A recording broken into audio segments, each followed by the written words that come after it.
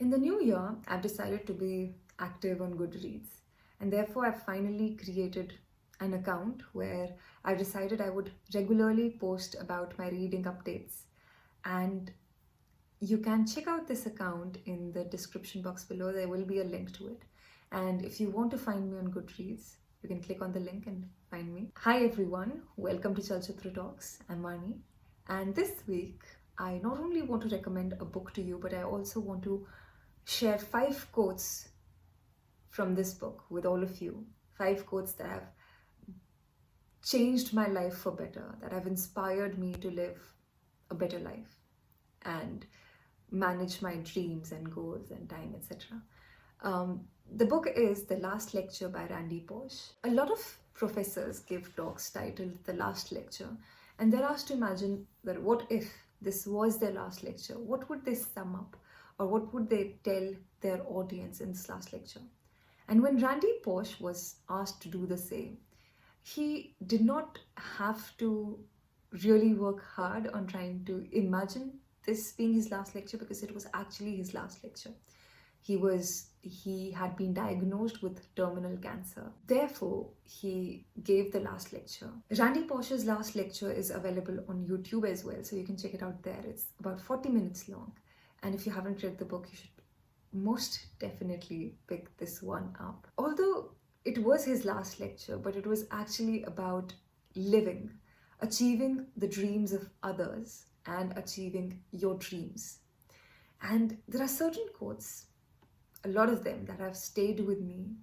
This book has stayed with me as I walk around, and this is one book that I cannot live without, because this is something I keep on going back to whenever I'm in doubt. I tried to collect and bring my collection of favorite bits in this book down to 5 quotes, and I'll be sharing them with you. The first incident that I want to share with you is from the chapter The Elevator in the Ranch House. So Randy Pausch asked his parents that, I want to paint things on my wall. And his father asked him, what kind of things? And he said, things that matter to me, things that are, I think, cool. You will see. And his father gave him the permission to do that. His mother wasn't really happy about it, but she relented pretty quickly when she saw how excited he was. And now, for 2 days, when he got the permission, with the help of my sister Tammy and my friend Jack Sheriff, I painted on the walls of my bedroom. He wanted to have a quadratic equation on his wall, so he painted the formula to calculate the roots of an equation, which is minus b plus minus under root of b square minus 4ac upon 2a. And then they painted a large silver elevator door next to the door of the room. To the left of the door, we drew up and down buttons. And above the elevator, we painted a panel with floor numbers 1 through 6. The number 3 was illuminated. We lived in a ranch house. It was just 1 level, so I was doing a bit of fantasizing to imagine 6 floors. Similarly, they painted a rocket ship, SOS signs, and so on, everything that you can imagine. And now, that's the whole idea of it. His parents allowed him to paint his room the way he wanted it to. And this is something that has stayed with me throughout these years. Because the first time I picked up this book, I don't know why, but this thing made me so happy. And I quickly ran to my father and told him about this chapter. Of course, they didn't allow me to paint my room the way I wanted it to. He says this, though my mother wasn't thrilled at the time, she never painted over the room, even decades after I'd moved out. In fact, over time, my bedroom became the focal point of a house tour when anyone came to visit. My mom began to realize people thought this was definitely cool. And they thought she was cool for allowing me to do it. And this is my absolute favorite advice to all the parents in the entire world. Anybody out there who is a parent, if your kids want to paint their bedrooms, as a favor to me, let them do it. It will be okay. Don't worry about the resale value on the house. The next quote that I want to share with you is from the chapter The Happiest Place on Earth. And Randy Pausch says, there's this thing about the brick walls.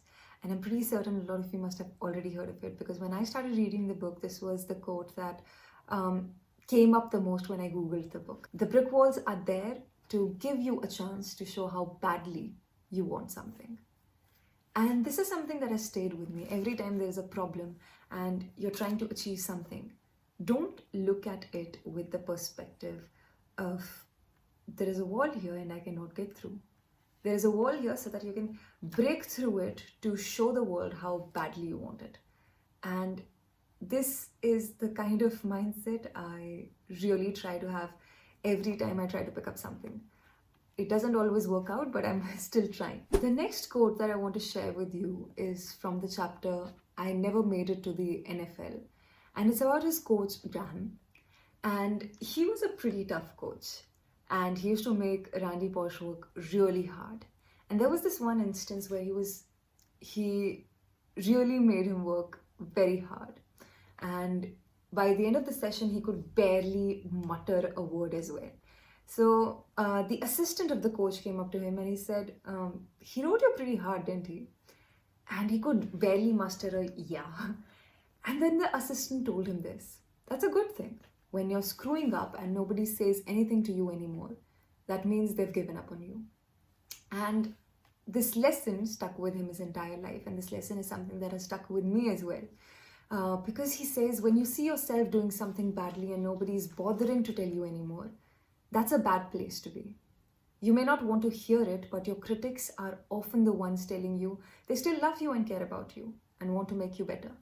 And this is something I tell Vaibhav as well, because Vaibhav always apologizes before giving a feedback. And I'm always open to feedbacks because that is something that allows you to grow. The moment someone stops giving you feedback, it obviously means they do not want to coach you or mentor you or want the best for you, but it also implies that there is no way that you can look at yourself through the eyes of a third person anymore properly. Of course, you can detach yourself from your experiences and tell yourself what is right and what is not, but you still won't have the guidance of the third person and the world. Therefore, always be thankful to anybody who is critiquing, who is giving you a feedback, or who wants you to be better, a better version of yourself. The fourth quote that I want to share with you is from the chapter I Am on My Honeymoon, But If You Need Me. This chapter has a bundle of pointers for you. For example, time must be explicitly managed like money. You can always change your plan, but only if you have one. Or rethink the telephone, develop a good filing system, delegate your things to people, learn how to delegate, and that's very important. And when on a vacation, enjoy your time there. No point reading the emails or the messages, give your time to people. But what has stayed with me is this. Ask yourself, are you spending your time on things that are actually right or important? And he says something like this. You may have causes, goals, and interests. Are they even worth pursuing? I have long held on to a clipping from a newspaper in Virginia. It featured a photo of a pregnant woman who had lodged a protest against a local construction site. She worried that the sound of jackhammers was injuring her unborn child. But get this, in the photo, the woman is holding a cigarette. If she cared about her unborn child, the time she spent railing against jackhammers would have been better spent putting out that cigarette. I absolutely love the example he gave, but this is something we actually practice in life as well. We keep on holding on to this one thing that holds no value when there are so many other things that are much more relevant and important. But we keep on spending so much time on this one thing and waste the entire part of it. And that's how most of the decisions go wrong in our life, right? We spend so much time worrying about things that won't even matter in the next 5 days or a month. So this is something I genuinely do. When I'm anxious, I think really hard, how much is it going to matter in 5 years or 2 years? Will it really have so much effect on me as it is affecting me right now? Will it affect me the same way in 2 years from now? If not, why am I worrying about it? The fifth quote that I want to share with you from the book is from the chapter, If at First You Don't Succeed. And he says, if at first you don't succeed, try a cliche. And there are so many pointers he gives you in the same, like luck is what happens when preparation meets hard work, or whether you think you can or you think you can't, you are right. One pointer that has stayed with me throughout my life, and this is something my parents taught me, and this is something Randy Pausch's parents also taught him, and I hope a lot of your parents teach you the same. It's something like dance with the one who brung you. Brung is a past participle of bring, and it's an old usage. This is a reminder to always keep yourself in check and remember where you came from, remember your roots. And if one day my parents were to finally allow me to paint my room with the things that I want, things that I feel are cool and are important to me, this is one line that I would write there: dance with the one who brung you. Because this is such a nice gesture for appreciating someone and being loyal to them. So always remember your roots. And there are quite a few things that I really love about this book, The Last Lecture. And I don't think I covered all of them here, but we'll probably do a live stream about it as well. But if you haven't picked up The Last Lecture yet, you should definitely go read it. I hope you pick up The Last Lecture and watch the video as well on YouTube, because if you see the video and you also read the book, the entire process is so wholesome. So this was my recommendation for this week, and I will be back again with another recommendation for you guys next week. I also want to tell you that we're available on Discord now. We've been there for quite some time, but we're now taking it very seriously. There are subdomains for movies, books, poetry, anime, podcasts, and there are so many enthusiastic people as well who participate in the discussions. So if you have been looking for a Discord server for us, we're already there, guys. Because a lot of you actually come up to us and tell us that, you guys should be on Discord, but we're already there. And you can become a member of our Discord community by joining the link in the description box below. And before I go, I also want to tell you that you can join us on Patreon or become a member of our YouTube community. There's a link in the description box again. Earlier this week, we had calls with our godfathers, and it was so nice to hear feedback from them. And we are most definitely looking forward to host these calls each month now.